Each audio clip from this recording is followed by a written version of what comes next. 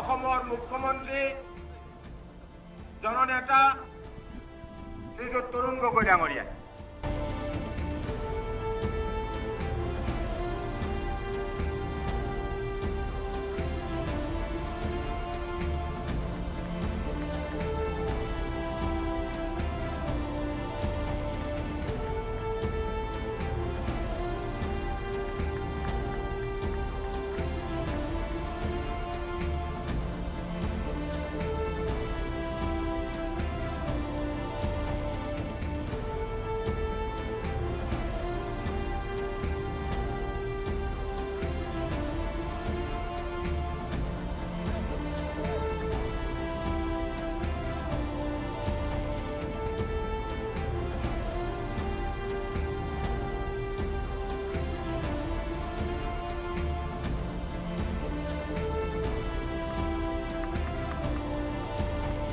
मैं आज आपके बीच आने वाले लोकसभा चुनाव में कांग्रेस को वोट देने की अपील करने के लिए यहाँ आया। सोनिया जी और राहुल गांधी जी ने मुझे ये संदेश देकर आपके पास भेजा है कि इस लोकसभा के चुनाव में कांग्रेस पार्टी को आप वोट करें। कांग्रेस भारत की सबसे पुरानी राजनीतिक पार्टी है। आजादी की लड़ाई से लेकर अब तक कांग्रेस पार्टी ने हमेशा भारत की जनता की खुशहाली और समृद्धि के लिए काम किया।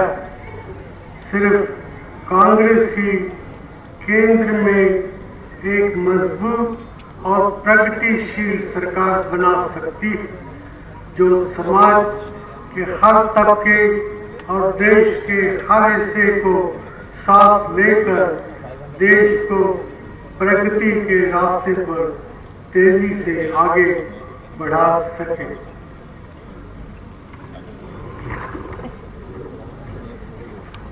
दस साल पहले आपके जनादेश से केंद्र में कांग्रेस के नेतृत्व में यूपीए सरकार बनी थी। हमने सरकार बनाते समय ये प्रण किया था कि हम मेहनत और लगन से देश सेवा का काम करेंगे। हमें ये मालूम था कि आपका जनादेश जितना तेज आर्थिक विकास के लिए था, उतना ही सामाजिक न्याय और देश के हर व्यक्ति को सम्मान अवसर उपलब्ध कराने के लिए था। आपका जनादेश आर्थिक विकास का फायदा आम आदमी तक पहुंचाने के लिए था। आपका जनादेश अल्पसंख्यकों, अनुसूचित जाति और अनुसूचित जनजाति के भाई बहनों, महिलाओं और बच्चों और समाज के दूसरे कमजोर तबकों की जरूरतों का खास ख्याल रखने के लिए हमने आपकी उम्मीदों को पूरा करने के लिए मेहनत और ईमानदारी से काम लिया और इसीलिए आपने साल 2009 में एक बार फिर कांग्रेस को दिल्ली में सरकार बनाने का मौका दिया। कांग्रेस के नेतृत्व में दूसरी यूपीए सरकार ने भी आपकी उम्मीदों के मुताबिक काम करने की पूरी कोशिश की है। बहुत से क्षेत्रों में हमें बड़ी कामयाबियां मिली, लेकिन मैं ये भी मानता हूँ कि कुछ क्षेत्रों में हम इतनी सफलता प्राप्त नहीं कर पाए जितनी हम चाहते थे। भाइयों और बहनों, मैं खुद को सौभाग्यशाली मानता हूँ कि मुझे देश के प्रधानमंत्री के रूप में 10 साल भारत की जनता की सेवा करने का मौका मिला। मैंने 4 दशक से भी ज्यादा समय सार्वजनिक जीवन में गुजारा। प्रधानमंत्री बनने से पहले भी मुझे कई महत्वपूर्ण पदों पर काम करने का मौका मिला। मैं जहाँ भी रहा, मेरी कोशिश रही है कि मैं ईमानदारी, मेहनत और लगन से देश की सेवा कर पाऊँ। यही कोशिश मैंने देश के प्रधानमंत्री के तौर पर की। आज जब मैं पिछले 10 सालों के बारे में सोचता हूँ तो पाता हूँ कि इन 10 सालों में देश की तस्वीर बहुत हद तक बदल चुकी है। गुजरे 10 सालों पर गौर करते समय मुझे नजर आता है कि जितनी तरक्की भारत ने इस दशक में की है, इतनी किसी और दशक में नहीं की। जितने बड़े बदलाव इस दशक में आए, उतने किसी और दशक में नहीं आ पाए। इससे पहले कि मैं इस विषय पर अपनी बात आगे बढ़ाऊं, मैं आपसे ये अनुरोध करना चाहता हूं कि आप अपना वोट डालने से पहले इस बात पर ध्यान से गौर कर लें कि हमारी कांग्रेस सरकारों की क्या उपलब्धियां रही हैं और गैर कांग्रेसी सरकारों की तुलना में हमने कैसा काम किया है। मैं कांग्रेस के नेतृत्व में यूपीए सरकार की उपलब्धियों के बारे में बहुत विस्तार से बात नहीं करना चाहता, लेकिन मैं इस विषय पर कुछ शब्द जरूर कहना चाहूँगा। मैं समझता हूँ कि हमारी सरकार की कई बड़ी कामयाबियों को ध्यान में लाना जरूरी है, क्योंकि चुनाव के शोर शराबे में और कुछ राजनीतिक दलों के गलत प्रचार की वजह से असली मसलों पर चर्चा नहीं हो पाती है।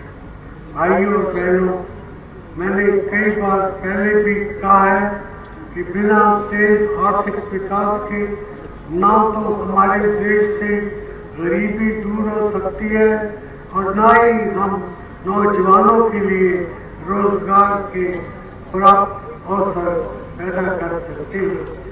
इस क्षेत्र में हमारा रिकॉर्ड किसी भी पिछली सरकार से अच्छा रहा।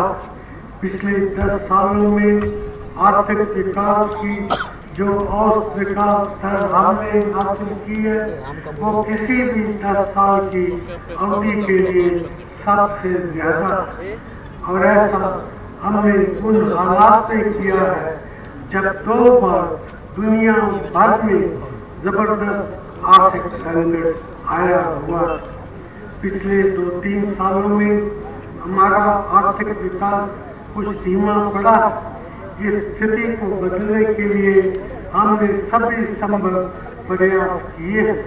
इनकी वजह से अब आर्थिक विकास फिर तेज होने के संकेत दिखाई पड़ने लगे।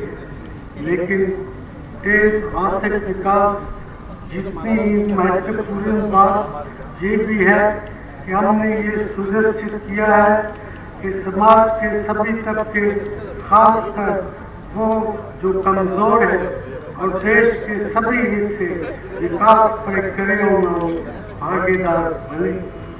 साल 2004 और 2011 के बीच देश में गरीबी पहले की तुलना में 3 गुना तेजी से घटी और गरीबों की तादाद में करीबन 14 करोड़ की कमी हुई है। ग्रामीण इलाकों की खुशहाली के लिए कृषि का तेज विकास जरूरी है। इस क्षेत्र में हमने बड़ी कामयाबियां हासिल की।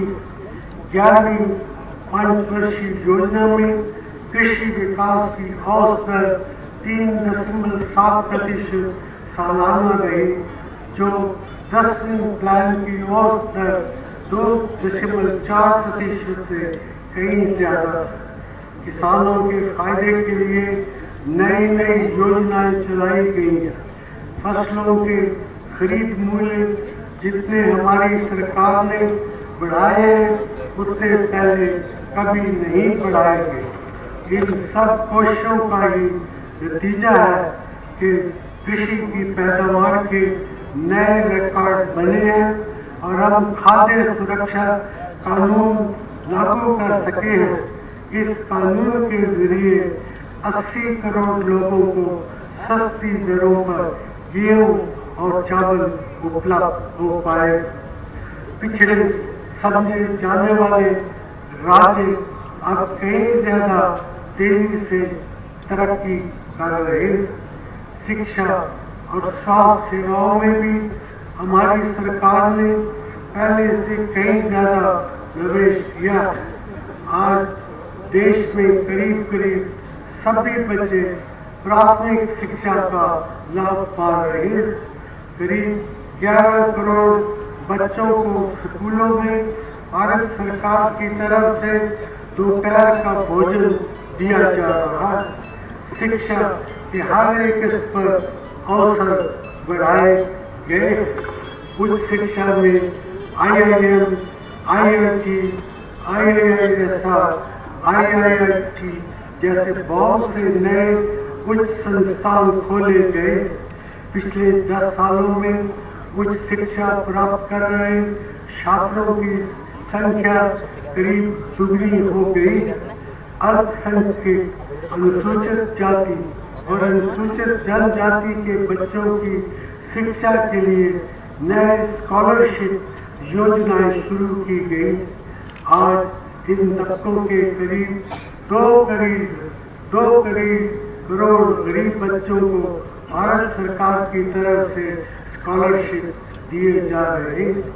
हमारी सरकार ने स्किल डेवलपमेंट का एक महत्वाकांक्षी कार्यक्रम शुरू किया।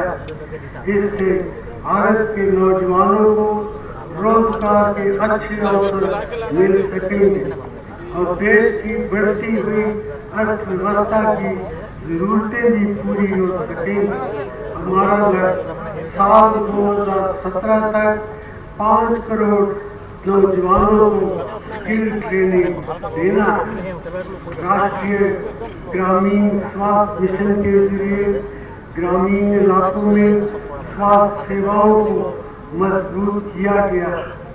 एक समय हमारे लिए एक बहुत बड़ी चुनौती बन गई। इस बीमारी पर काफी हद तक काबू पा लिया गया। पोलियो हमारे देश से अब खत्म हो चुका है। मलेरिया की समस्या भी लगातार कम होती जा रही है। इन्फेंट मोर्टेलिटी रेट और मैटरनल मोर्टेलिटी रेट पहले की तुलना में काफी कम हो गए। इंफ्रास्ट्रक्चर के क्षेत्र में रिकॉर्ड लंबाई की सड़कों का निर्माण हुआ। 2 करोड़ किलोमीटर से ज्यादा लंबाई की ग्रामीण सड़कें देश भर में बनाई गई हैं।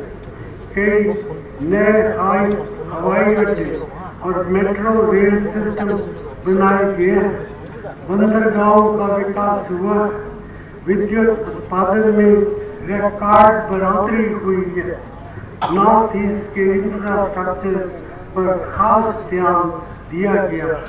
भाइयों और बहनों, आसाम और पूर्व उत्तर क्षेत्र के अन्य राज्यों में तेज विकास की बहुत सारी संभावनाएं। इन संभावनाओं का पूरा फायदा उठाने के लिए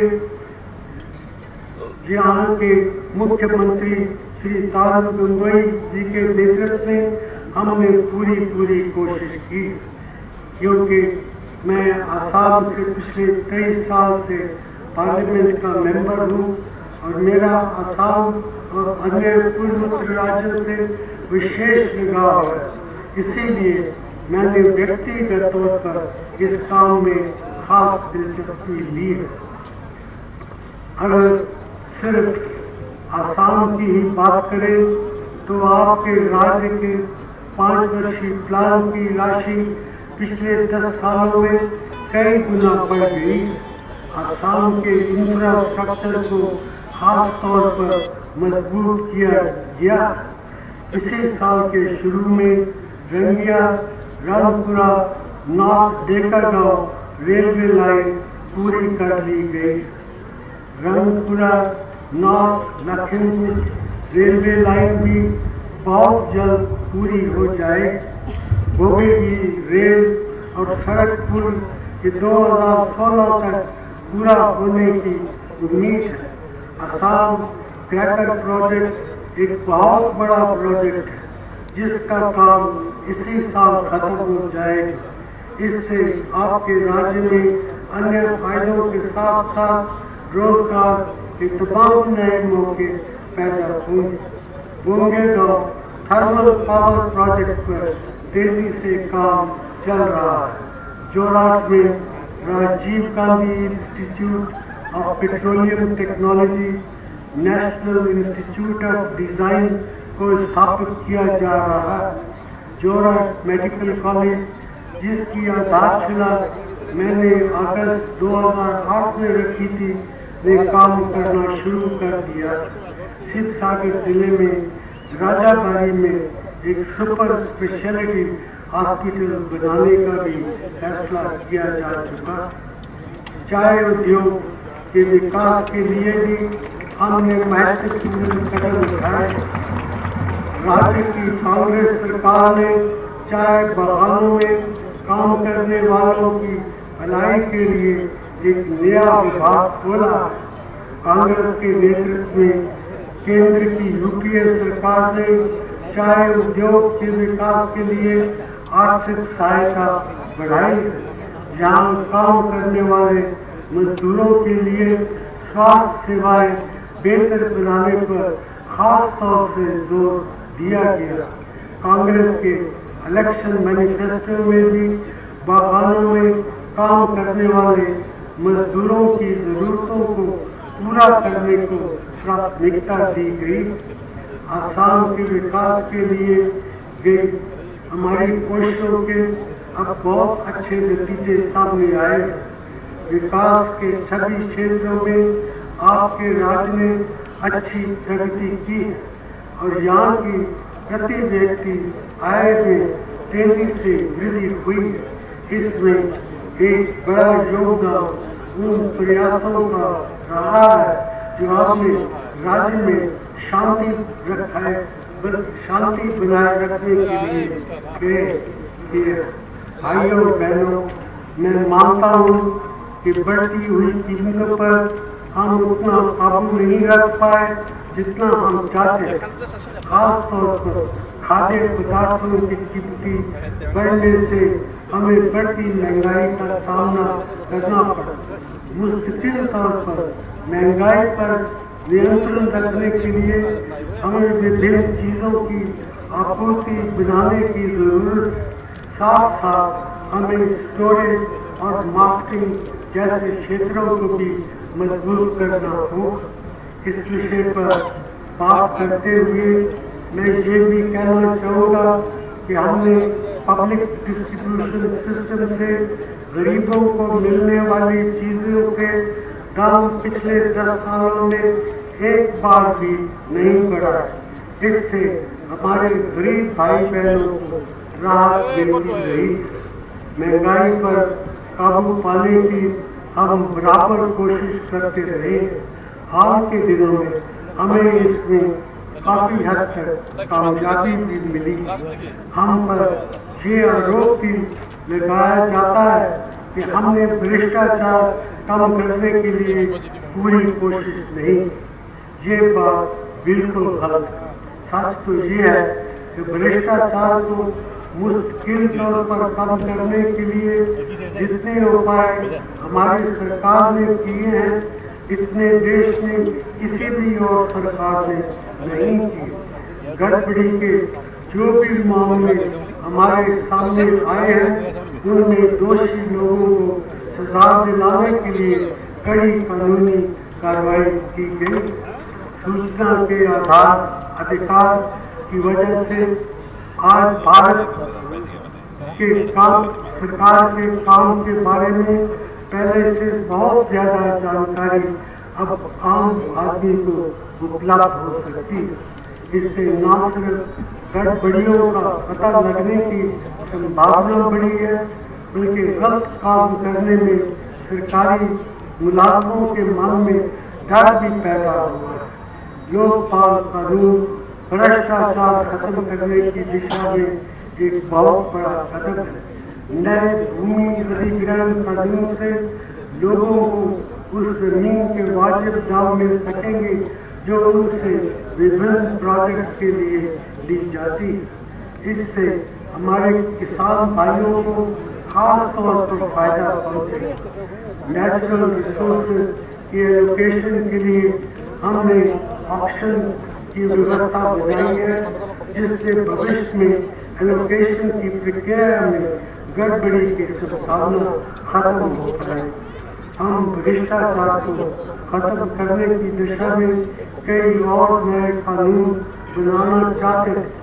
इसमें करप्शन को रोकने के मजबूत और सभी नागरिकों को समय पर सेवाएं उपलब्ध कराने का कानून शामिल है।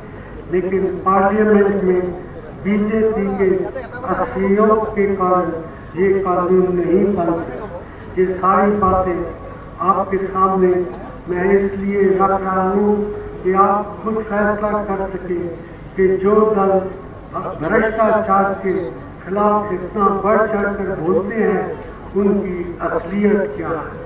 भाइयों और बहनों, आपको ये भी सोचना है कि भारत जैसे विशाल देश में जहाँ अनेक भाषाएं, धर्म और संस्कृतियां मौजूद हैं, एक ऐसी पार्टी जो समाज को बांटने की राजनीति करती है अच्छा शासन कैसे कर सकती है। बीजेपी की न तो कोई ठोस नीति है और न ही कोई ठोस योजना। विपक्ष में रहकर उन्होंने सरकार के हर प्रगतिशील कदम का विरोध किया। उनका चुनाव अभियान भी एक ही व्यक्ति पर केंद्रित।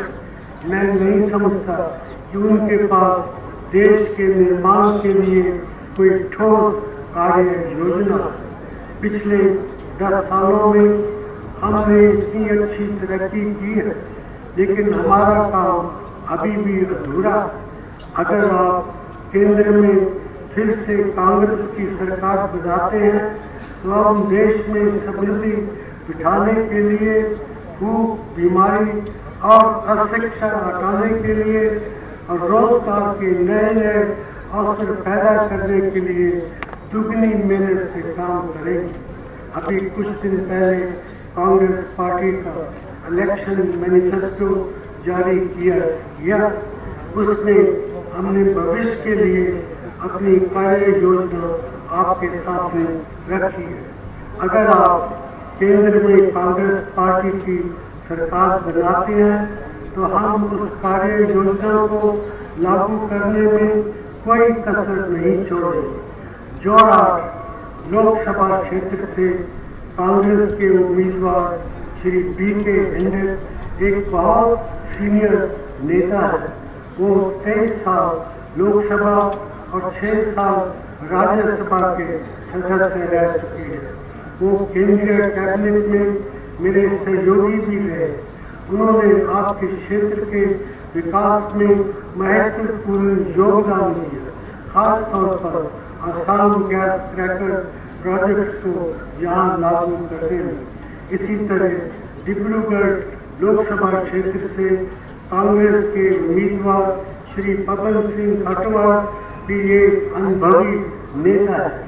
वो 5 बार MP रहे हैं और इस समय केंद्रीय मंत्रिमंडल में पूर्वोत्तर क्षेत्र के विकास के मंत्री। उन्होंने भी बहुत मेहनत से आपके क्षेत्र के विकास के लिए काम किया।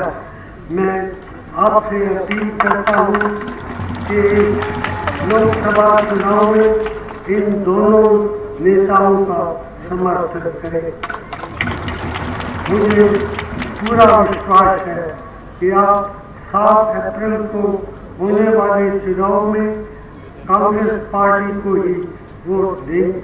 केंद्र में कांग्रेस की सरकार बनने पर हम राष्ट्र निर्माण के काम में और तेजी लाएंगे और भारत की खुशहाली और समृद्धि के लिए पहले से भी ज्यादा मेहनत से काम करेंगे। सोनिया जी और राहुल जी का ये संदेश है।